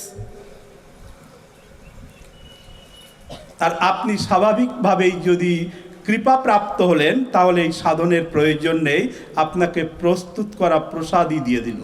প্রসাদ শব্দের অর্থে কৃপাও। সাধুর কৃপা কেমন দেখুন, এই শ্রীমতী মা লক্ষ্মীদি তিনি এখনো পর্যন্ত তপস্যা করছে। না জানি কোন জন্মে থেকে, কোন কাল থেকে তিনি বেলবনে তপস্যা করছেন, কেউ বলতে পারবে না। কতদিন যে করবেন তারও কোনো ঠিক নেই, এবং গোবিন্দকে পাবেন না এটাও সুনিশ্চিত, কারণ আনুগত্যের প্রয়োজন আছে। আনুগত্যবিহীন ভজন সাধন করে প্রভুকে প্রাপ্ত হওয়া অতি দুঃসাধ্যের কাজ। তাই যদি কারোর কৃপা হয়, পদ্মপুরাণে একটি প্রসঙ্গ মনে পড়ছে, মহামুনি নারদজি তিনি বদ্রীনারায়ণে যাচ্ছেন, পথে যেতে যেতে দেখছে হিমালয়ের কাছাকাছি দেখছেন একটি পর্ণ কুটির তৈরি করে সেখানে এক ব্রাহ্মণ এবং ব্রাহ্মণী, তারা পরম ভক্ত, তারা সেখানে ভগবানের উদ্দেশ্যে জপ তপ করেন, বৃন্দা মহারানীর পরিক্রমা আদি দেন। নারদমুনি দেখলেন যে এখানে দুজন ভক্ত পতিপত্নী, আমি একবার তাদের সঙ্গে দেখা করি। নারদমুনির আগমন হলে পর তাদের আনন্দের আর সীমা রইল না। নারদকে কে না ভালোবাসে, কার ভাগ্যেই কোনো কোনো ভাগ্যবান ব্যক্তিদের গৃহেই মহামুনি নারদ গিয়ে থাকেন। তা নারদজি তিনি যখন গেলেন, তার অনেক সৎকার করলেন, পূজন করলেন, বসার জন্য আসন আদি সব কিছু যা লৌকিক ব্যবহার সব কিছুই করলেন। নারদজি অনেক অনেক সন্তুষ্ট হলেন। ব্রাহ্মণী সম্মুখে ছিল, ব্রাহ্মণও ছিল। তো ব্রাহ্মণীকে বলছেন, মা তুমি আমার থেকে একটা কিছু চাও, বা তোমার যদি কোনো অসুবিধা থাকে তাহলে তুমি আমাকে বলতে পারো।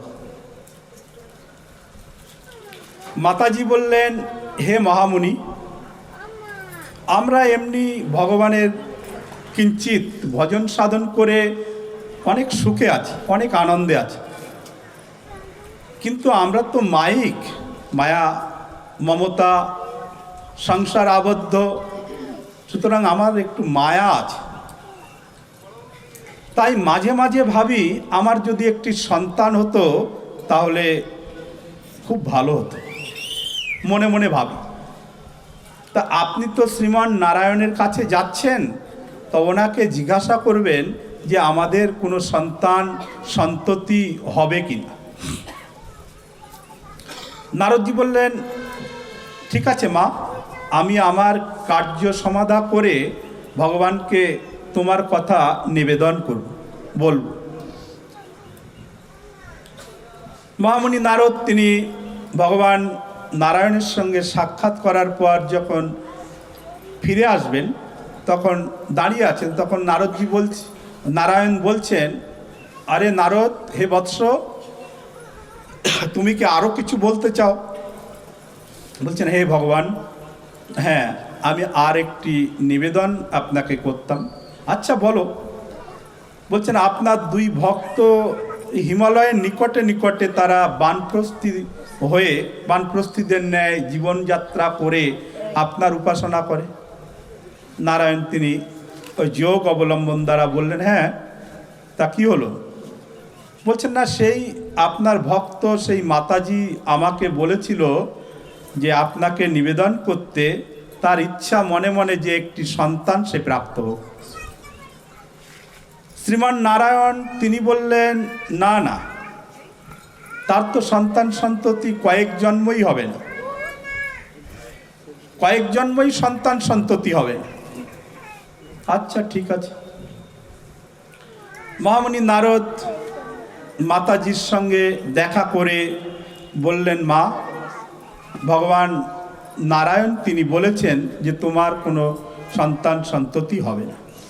তাতে তার কষ্ট হলো না, ভক্ত তো, যে ঠিক আছে, প্রভুর ইচ্ছা, ভগবানের ভজন করেন, সুতরাং অত মায়া তাকে গ্রাস করতে পারে না।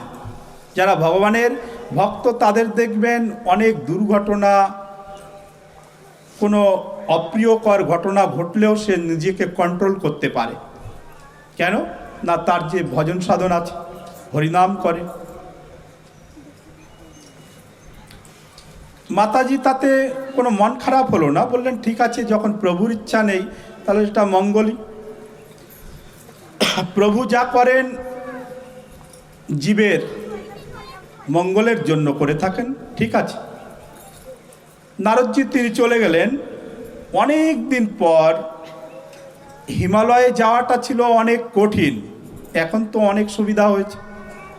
হিমালয়ে বদ্রীনারায়ণে যাওয়া অনেক দুঃসাধ্য ব্যাপার ছিল। যারা অনেক তেজস্বী সাধু তারাই পদযাত্রা করে যেত, আর গৃহী ব্যক্তিরা তারা যেতেন, তারা গৃহের সমস্ত কিছু ছেড়ে নিজের পুত্রদের উপরে সংসারের ভার দিয়ে জীবনের আশাকে ছেড়ে তারা হিমালয় যাত্রা করে বদ্রীনাথে যেত। তাতে প্রায়শই জীবজন্তুর শিকারে পরিণত হয়ে যেত, জীবজন্তুর হাতে মারা যেত।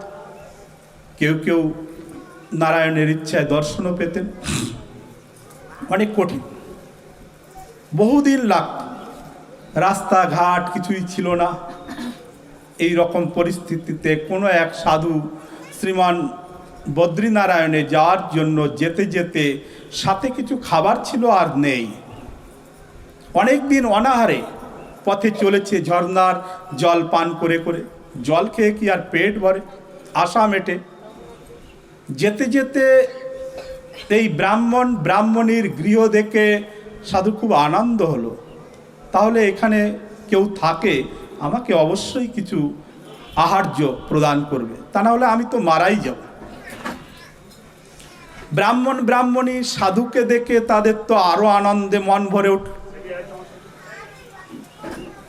ব্রাহ্মণ এবং ব্রাহ্মণী সাধুকে সৎকার করলেন। তারপরে প্রসাদ পাওয়ানোর জন্য সুব্যবস্থা করলেন। মাতাজির সহযোগে নৈষ্ঠিক ব্রহ্মচারী সাধু তিনি রন্ধন করে নারায়ণকে সমর্পণ করে তিনি উদয়পুরে কণ্ঠদেশ পর্যন্ত প্রসাদ গ্রহণ করলেন। তাতে অনেক তৃপ্তি হলো, অনেক আনন্দ হলো। বহুকাল পরে কিছু খাবার জুটেছে, প্রসাদ জুটেছে কপাল, খুব আনন্দ হলো। সাধু যখন প্রসাদ পেয়ে পুনঃ বদ্রীনারায়ণের পথে রওনা দিবেন, সে সময় ব্রাহ্মণ ব্রাহ্মণীকে বলছেন যে হে ব্রাহ্মণ, হে ব্রাহ্মণী, হে মাতো, এই সময়ে এই অবস্থাতে আমি যদি তোমাদের সঙ্গে আমার যদি দেখা সাক্ষাৎ না হতো, আমি অনাহারে মারা যেতাম। আমি কয়েকদিন যাবৎ অনাহারে পথ চলেছি, ভেবেছিলাম কোথাও না কোথাও কিছু জুটবে, কিন্তু অনেক দিন আমি অভুক্ত ছিলাম। তোমাদের এখানে এসে আমি প্রসাদ গ্রহণ করে ভাবছি আমার পুনঃ প্রাণের সঞ্চার। আমি অতি সন্তুষ্ট হয়েছি। বলো, তুমি আমার থেকে যে কোনো কিছু বর চাইতে পারো, তোমার যা ইচ্ছা সেই বর তুমি আমার থেকে চেয়ে নাও। তুমি সাধু সন্তুষ্ট হয়ে গেল। শ্রীমান নারায়ণ তিনি বললেন তার 7 জন্ম পর্যন্ত সন্তান হবে না। সাধু বললেন তুমি যে বর ইচ্ছা সেই বর চেয়ে নাও। বললেন বাবা, এমনি তো আমাদের সব কিছুই আছে, কিন্তু আমরা তো মায়াগ্রসিত জীব, ভাবি যদি একটা সন্তান হতো আমাদের, তাহলে বোধহয় একটু আনন্দে একটু খুশিতে থাকতে পারত। বলছেন এই মাত্র তুমি চাও, তথাস্তু, তোমার অচিরে সন্তান প্রাপ্ত হবে। তুমি সাধুর কৃপায় তার সন্তান উৎপন্ন হলো, একটি পুত্র সন্তানের জন্ম দিলেন মাতাজি। মহামুনি নারদজি বহুকাল পর যখন আকাশমার্গ দিয়ে পুনঃ বদ্রীনাথের দিকে যাচ্ছেন, দেখছেন সেই মাতাজি তিনি উঠোনে বসে তার ছোট্ট শিশুটাকে সে কিছু খাওয়াচ্ছে। একেবারে ফুটফুটে রং, অতি সুন্দর, দিব্য জ্যোতি বিশিষ্ট, সাধুর কৃপায় সন্তান হয়েছে কিনা। নারদজি ভাবলেন এই অরণ্য প্রদেশে, এই বনের মধ্যে অন্য কোনো পরিবারও থাকে না যে পাড়া পড়শির সন্তান, আর এই ফুটফুটে সন্তানটি এলো কোথা থেকে। কৌতূহল হলে পর তিনি ব্রাহ্মণীর সঙ্গে এসে সাক্ষাৎ করলেন। মহামুনি নারদকে অনেক আদর আপ্যায়ন করলেন।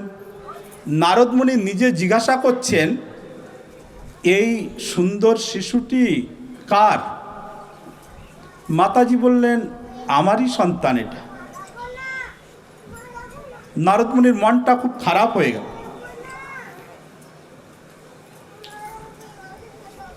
মাতাজি বললেন যে হে মহামুনি, আপনি তো বলেছিলেন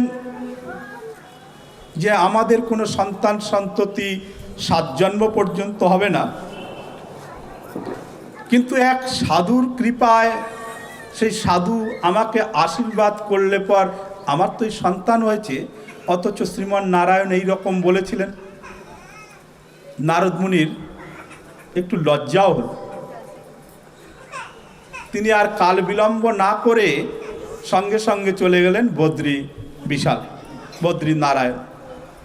তা শ্রীমান নারায়ণকে গিয়ে বলছেন হে ভগবান, আপনি কি আমার প্রতি রুষ্ট। নারদের একটু মান হয়েছে ভগবানের প্রতি।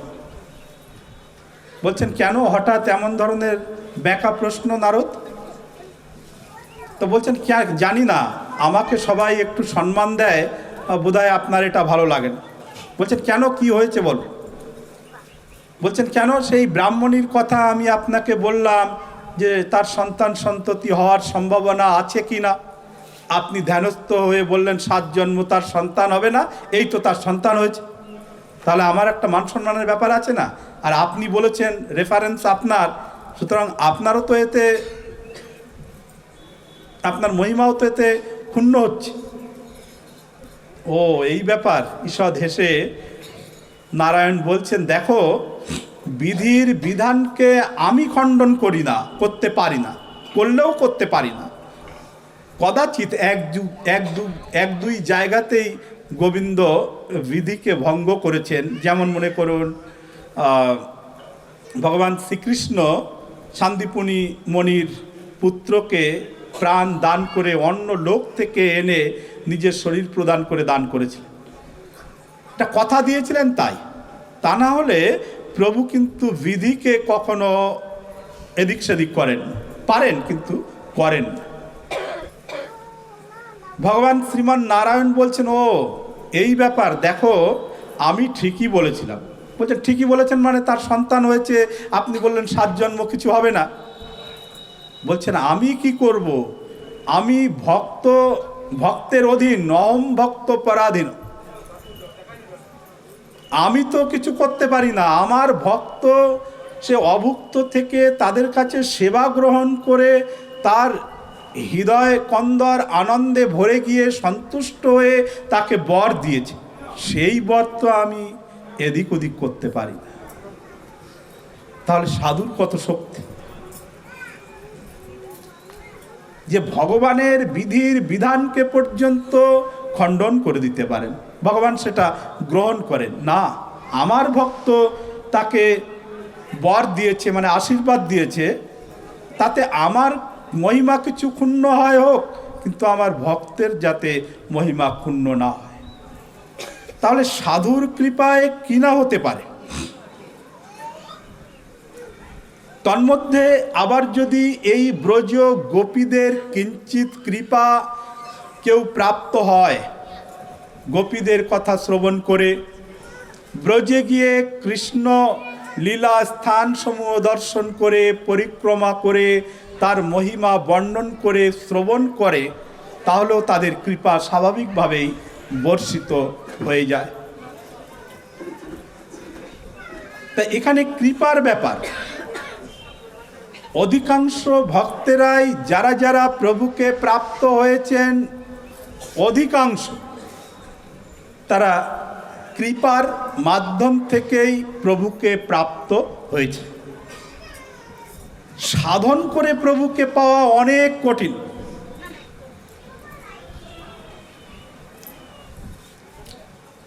দেখুন, যাদের চিত্ত সরল,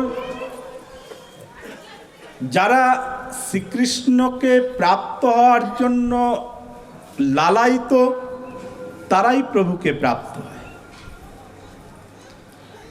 ভক্তমালে পাওয়া যায় একজন ব্রাহ্মণ ছিলেন, পণ্ডিত, সাধু, ভক্ত। একবার বঙ্গদেশ থেকে তিনি শ্রীধাম বৃন্দাবনের পথে আসছেন। তা পথে আস্তে আস্তে অনেক দিন লেগে যায়। শ্রীমান মহাপ্রভু এবং মহাপ্রভুর পরিকরেরা 500 বছর পূর্বেও তারা পদযাত্রা করে বৃন্দাবনে যেতে হয়েছিল।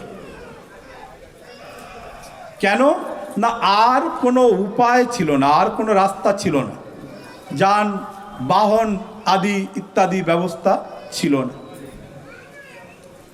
তা সেই ব্রাহ্মণ অর্থাৎ গোসাইজি, তিনি ভাবছেন আমি তো বৃন্দাবনে যাব, সেখানে গিয়ে নিয়ম সেবা করব, দামোদর ব্রত করব, আমার সঙ্গে জিনিসপত্র আছে, এগুলোকে আমি একা বয়ে বয়ে কি করে নিয়ে যাব ওই বৃন্দাবন থেকে? কোথায় বঙ্গদেশ মানে বাংলাদেশ, কোথায় বৃন্দাবন? গোসাইজি একজন সেবককে খুঁজতে লাগল। যাকে বলে সেই বলে, বাপরে, এই 2-3 মাস হেঁটে হেঁটে যেতে হবে। গোসাইজি আমি এখান থেকেই বৃন্দাবনকে প্রণাম করি। কেউ যেতে রাজি না। এক যুবক মহেশ বলে একটি যুবককে পেল। মহেশ বেশ হৃষ্টপুষ্ট বলিষ্ঠ শরীর তার, মহেশকে বলল, আরে মহেশ, তুই তো বৃন্দাবনে যাসনি। বলছে না, আমি কি, আমার গোষ্ঠীর কেউ যায়নি, বৃন্দাবন তো অনেক দূর, হেঁটে হেঁটে যেতে হবে। বলছে তুই না আমার সাথে বৃন্দাবনে চল। বলছে না, আমি বৃন্দাবনে গিয়ে কি করব? আমি তো ভক্ত নই, আমি তো সাধারণ, আমি যে বৃন্দাবনে কি করব, আমি যাব না। বলছেন আরে চল না, তুই গেলে আমারও একটু সুবিধে হবে। বলছেন সুবিধা মানে তো আপনার জিনিসপত্রগুলিকে তো নিয়ে যেতে হবে। বলছেন সে আমি নিয়ে যেতাম, যদি সেখানে গিয়ে কৃষ্ণের সঙ্গে আমার সাক্ষাৎ হতো তাহলে আমি নিয়ে যেতাম। গোসাইজি ভাবলো তাই তো,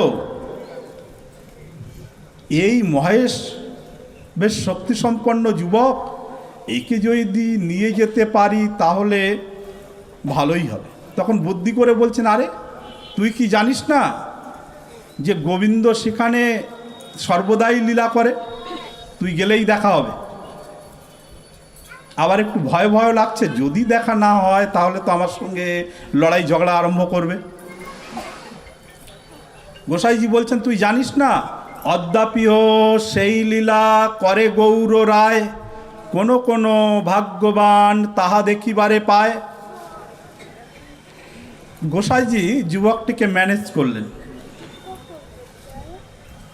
বললেন তোর সঙ্গে কৃষ্ণের দেখা হই, তুই চল। ভাবে আমার জিনিসগুলো তো আগে নিয়ে যাক, আমি কি করে এত জিনিস নিয়ে চলবো। বলছেন ঠিক তো? বলছেন হ্যাঁ ঠিক। জিনিসপত্র মাথায় করে নিয়ে মহেশকে নিয়ে এলেন বহুদিন পর বৃন্দাবন। গোসাইজি নির্দিষ্ট জায়গা ছিল, সেখানে তিনি থাকলেন। সেদিন রাত হয়ে গেল। রাতের বেলাতেই মহেশ বলছেন যে গোসাইজি আমার কৃষ্ণ কোথায়, আমি কোথায় গেলে তাকে দেখতে পাবো। আগে তো কৃষ্ণ দর্শনের লালসা ছিল, এবারে ব্রজভূমির সংস্পর্শে কৃষ্ণ দর্শনের লালসা অনেক অনেক বেড়ে গেল। গোসাইজি বলল, দেখ এখন রাত্রে কৃষ্ণ কোথায় পাবি তুই? সকালবেলার দিকে গোষ্ঠ থেকে, নিজের গৃহ থেকে গোচারণে বেরোয়ছি, সকালবেলার দিকে সে তো একটু সকাল হলে গোবিন্দ স্নান করে, তিলক করে, তারপরে সেজে গুজে কিছু খেয়ে দিয়ে মা যশোদা গোষ্ঠে পাঠিয়ে দেয়, বনে বনে থাক। গোসাইজির সকালবেলা উঠে, ব্রাহ্মণ কিনা অনেক নিয়ম কানুনে চলে, সকালবেলা উঠে স্নান আদি করে মঙ্গলা আরতি করে ঠাকুর সেবায় জন্য প্রস্তুতি নিয়েছেন, সেই দিকে ব্যস্ত। মহেশ পালিয়ে চলে গেল বন থেকে বনান্তরে। হে কৃষ্ণ দেখা দাও, দেখা দাও, আমি ভজন বিমুখ, আমি ভজন সাধন জানি না, আমি জপ তপ করি না, কিন্তু আমি না তোমায় একবার, আমার মন থেকে ইচ্ছা হয়েছে আমি তোমায় একবার দেখতে চাই। মনের আগ্রহ, কৃষ্ণ দর্শনরূপ গোপীদের ন্যায় যে ব্যগ্রতা, যে আগ্রহ, এটাই তো প্রভুকে পাইয়ে দেয়। মাধব, মহেশ সমস্ত দিন বন থেকে হে কৃষ্ণ করে বিলাপ করছে। সরল চিত্ত ব্যক্তিরাই প্রভুকে অনায়াসে প্রাপ্ত হয়ে থাকে। বন থেকে বনান্তরে ছুটে ছুটে বেড়াচ্ছে, পথ চেনে না, ঘাট চেনে না, বনের কোনো কিছু চেনে না, যেখানে পাচ্ছে সেখানে বন থেকে বনান্তরে ভ্রমণ করে করে বলছে, হে কৃষ্ণ তুমি একবার আমায় দেখা দাও, তুমি একবারের জন্য আমায় দেখা দাও। সমস্ত দিন চলে গেল, সকাল চলে গেল, দুপুর হলো, দুপুরের পর বিকাল হয়ে গেল, খাওয়া নেই, দাওয়া নেই। বন থেকে বনান্তরে হে কৃষ্ণ দেখা দাও, দেখা দাও, আমি অতি অভক্ত, আমার কোনো জ্ঞানগম্য কিছু নেই, আমার কোনো ভজন সাধন নেই, আমার দীক্ষা শিক্ষা কিছুই নেই, তথাপি তুমি আমায় একবার কৃপা করে দেখা দাও। দেখুন আরতি, মনের আবেগ যখন সায়ংকালে সে উপস্থিত হলো, প্রভুর কৃপা প্রথম দিনেই দেখছেন গোবিন্দ অসংখ্য গাবিগণের মধ্য থেকে বংশী বাজাতে বাজাতে সখাদের সাথে তিনি যমুনার তট দিয়ে চলে যাচ্ছেন কোথাও, অনেক দূর থেকে দেখছে। মহেশের কিন্তু না দীক্ষা ছিল, না শিক্ষা ছিল, না ভজন ছিল, না সাধন ছিল, না সাধুসঙ্গ ছিল, কিন্তু চিত্তটা ছিল অতি সুকোমল, অতি সরল। যখন দেখলো সেই অতি অদ্ভুত দৃশ্য, সমস্ত গাবিগণের মধ্য থেকে নীল আভাযুক্ত শ্রীকৃষ্ণ বংশী বাদন করতে করতে সখাদের সঙ্গে হাসি মজা করতে করতে যখন বেরিয়ে চলে যাচ্ছেন, তখন মহেশের মধ্যে দিব্য আনন্দের সঞ্চার হলো। সমস্ত শরীরে রোম রাজি কেশরাশি দাঁড়িয়ে গেল, ভাব সৃষ্টি হলো। দিয়ে ছুটে যখন যাচ্ছেন, মহেশ খানিক দূর ছুটে গিয়ে সেখানে মূর্ছা হয়ে পড়ে গেলেন। বলো ভক্তবৎসল ভগবান কি যায়। মূর্ছা হয়ে পড়ে গেলেন।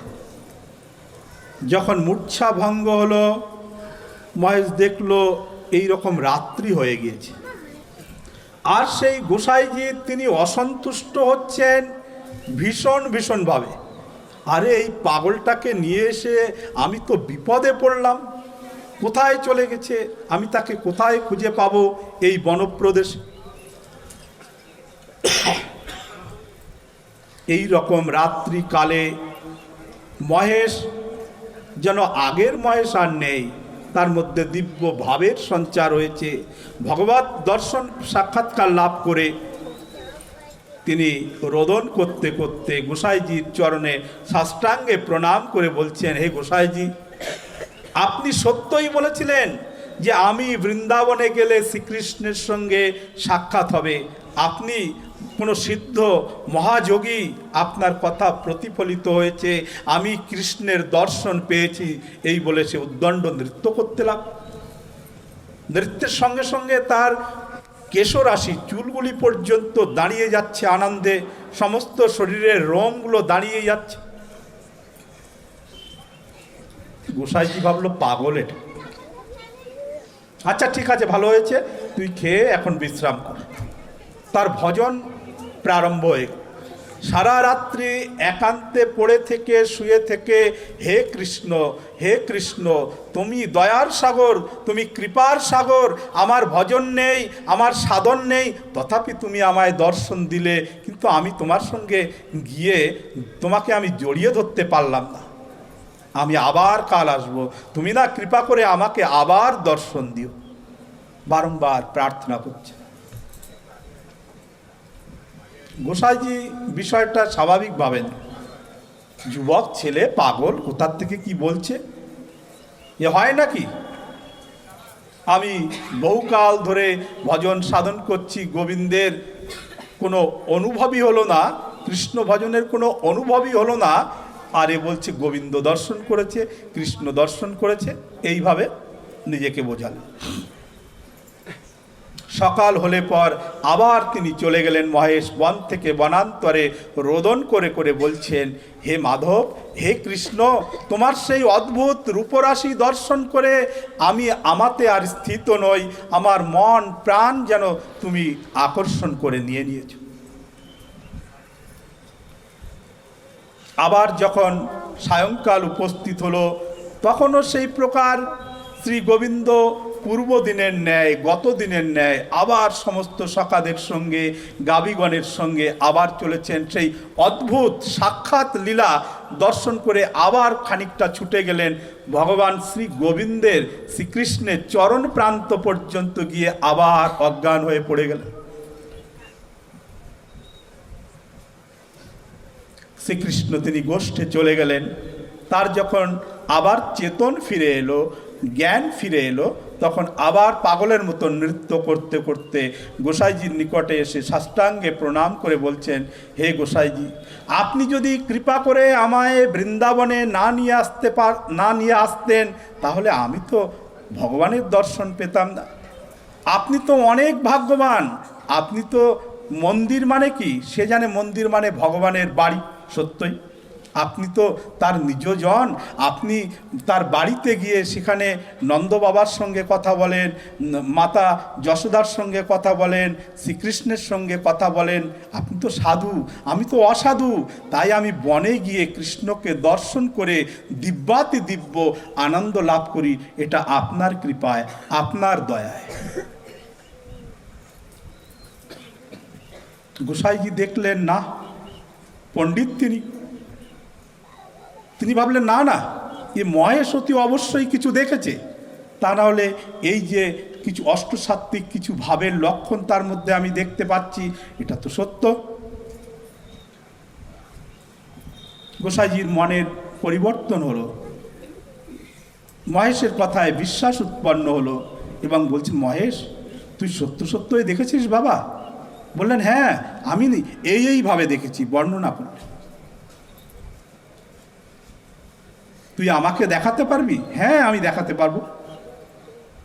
গোসাইজিও সেদিন সকালে উঠে মহেশের সঙ্গে চললেন। মহেশ তিনি বন থেকে বনান্তরে আবার কৃষ্ণের কাছে আরতি করছেন, প্রার্থনা করছেন। অকস্মাৎ সায়ংকাল হলে আবার সেই প্রকার দৃশ্য, গোবিন্দের লীলা দর্শন হতে লাগল। সেই মুহূর্তে তার শরীরের যে ভাব, সে অদ্ভুত ভাব। অথচ গোসাইজি কিছু দেখতে পাচ্ছেন না, কিছু বুঝতে পাচ্ছেন না। মহেশ ভগবান শ্রীকৃষ্ণের সেই গোষ্ঠ লীলা দর্শন করে আবার নৃত্য আরম্ভ করলেন। উদ্দণ্ড নৃত্য দেখে বোঝা যাচ্ছে স্বাভাবিক একজন মানুষ এই প্রকার নৃত্য করতেই পারে না। উদ্দণ্ড নৃত্য, আনন্দ, সমস্ত শরীরের রোমরাজি কেশরাশি দাঁড়িয়ে যাচ্ছে।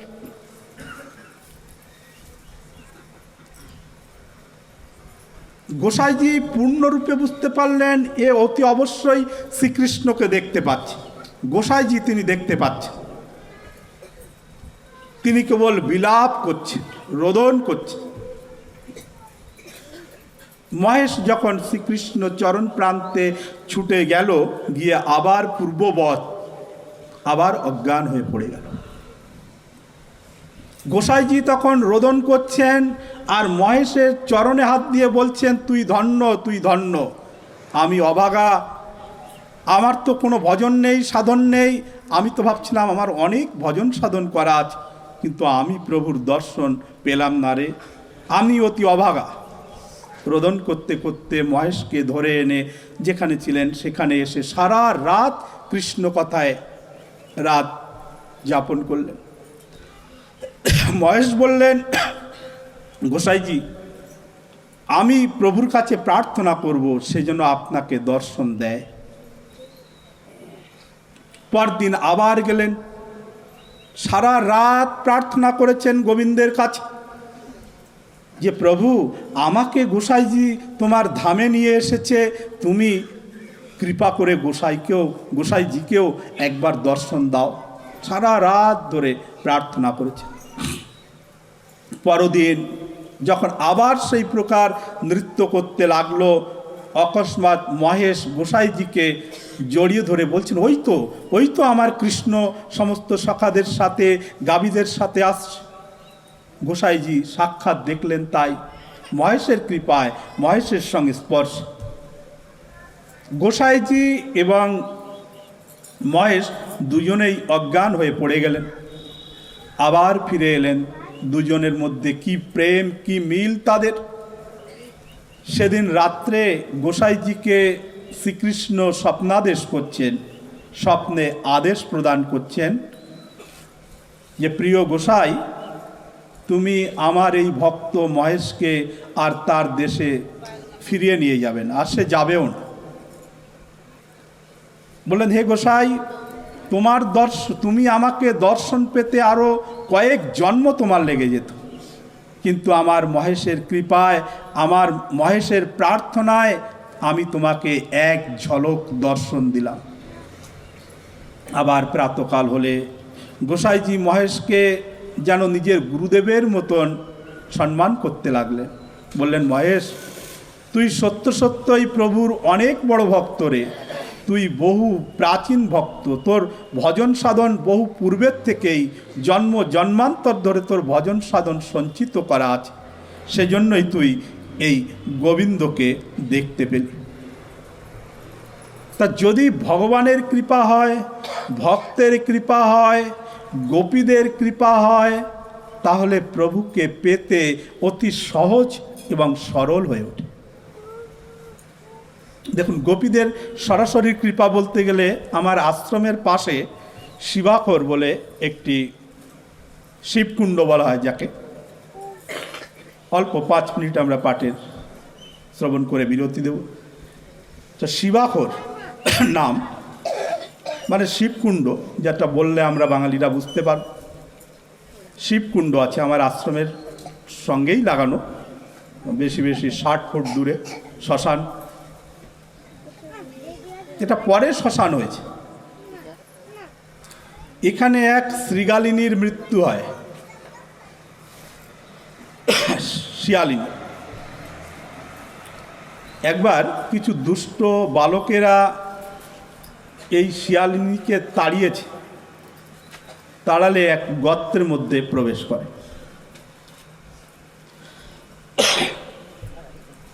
কিছু সেই সমস্ত দুষ্ট যুবকেরা আগুন সংযোগে তার প্রাণ বিনষ্ট হয়।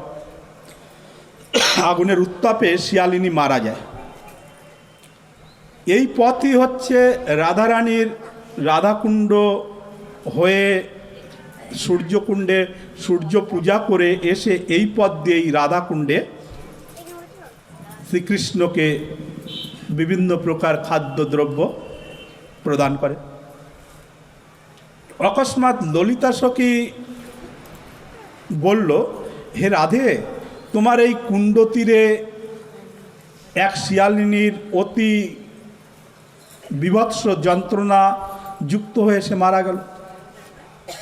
রাধারানী বললেন, কেমনভাবে রে? বললেন, এইভাবে। বলছেন, তোমার ধামে এসে তোমার ধামে বাস করে তার তো অধোগতি হলো। বলছেন, এ কোনোদিন হতে পারে? আমার কুণ্ডের তীরে, আমার প্রাণবল্লভের শ্যামকুণ্ডের তীর এগুলো, এখানে যদি কারো মৃত্যু হয় তার কি অধোগতি হয়? হে ললিতে, তুমি যাও সেই শিয়ালিনীর আত্মাকে অনুসন্ধান করে তুমি আমার সেবায় নিয়োগ করো। ললিতা সখী তিনি সব কিছু করতে পারেন। ব্রহ্মার কাজও ব্রহ্মার থেকেও আরও উন্নত সৃষ্টি করতে পারেন।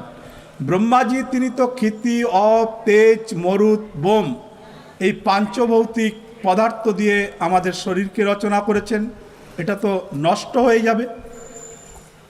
কিন্তু ললিতাজি তিনি যে শরীর প্রদান করবেন সেটা চিন্ময় শরীর প্রদান করবেন। ললিতা সখী তিনি শিয়ালিনীর আত্মাকে অনুসন্ধান করে তাকে অপ্রাকৃত শরীর দান করে তার নাম দিলেন শিবানী সখী। তিনি শিবানী নামে সখী হয়ে রাধারানীর সেবায় নিয়োজিতা হয়ে গেলেন। রাধারানী বললেন, এখানে যদি কাউকে পোড়ানো হয়, অন্ত্যেষ্টিক্রিয়া করা হয়, সে আমার ধামই প্রাপ্ত হবে। তো সেই শ্মশান এখনও বিদ্যমান। এই বড় বড় মহাত্মারা তারা দেহ রাখলে সেখানে অন্ত্যেষ্টিক্রিয়া করা হয়। সমস্ত ব্রজবাসীদের অন্ত্যেষ্টিক্রিয়া সেখানেই হয়। তো এই সখীদের কৃপা যদি হয় তাহলে গোবিন্দ কৃপার আর অপেক্ষা লাগে না। গোবিন্দ নিজেই বলছেন যে আমার সখীরা এবং আমার রাধে যদি কাউকে কৃপা করতে চায় তাহলে তিনি স্বতন্ত্রা, আমার ভজনের অপেক্ষা নেই। আমার রাধে যদি কারোর প্রতি কৃপা করে আমার ভজনের তার প্রয়োজন নেই, আমি তার প্রতি স্বাভাবিকভাবেই সন্তুষ্ট হয়ে থাকি। তাহলে কৃপা সাপেক্ষ ব্যাপার।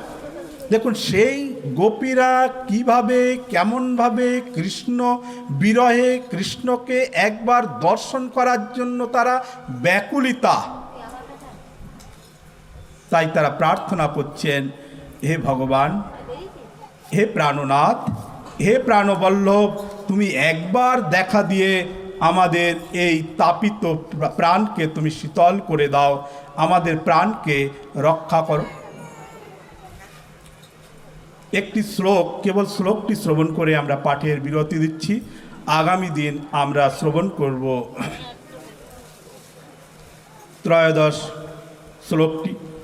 প্রণত কামদম পদ্মচার্চিতম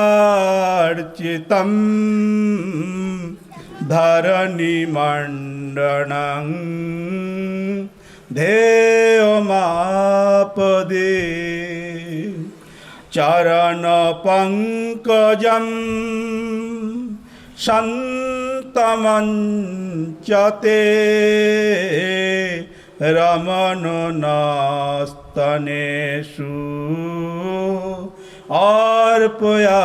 অর্পয়াদেহা। 13 নম্বর শ্লোকের ব্যাখ্যা এবং টিকাকারগণ যেমনভাবে ব্যাখ্যা করেছেন তা যদি শ্রীমতী রাধারানীর কৃপা হয় তাহলে এর পরবর্তী অংশ আমরা আগামী দিবসে শ্রবণ করব। সুতরাং অধ্যকার দিনের কথার বিরাম এখানেই দিলাম। জয় জয় শ্রী রাধে শ্যাম, নিতাই গৌর সীতানাথ প্রেমানন্দে হরি হরি বল। শ্রী শ্রী गिरिराज महाराज की जय। श्रीमद् भागवत महापुराण की जय।